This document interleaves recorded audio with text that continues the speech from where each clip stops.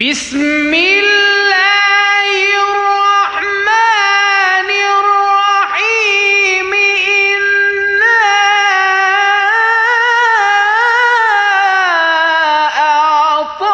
أعطيناك الكوثر فصل لربك وانحر إن شانئك هو الأبتر بسم الله الرحمن الرحيم إنا أعطيناك الكوثر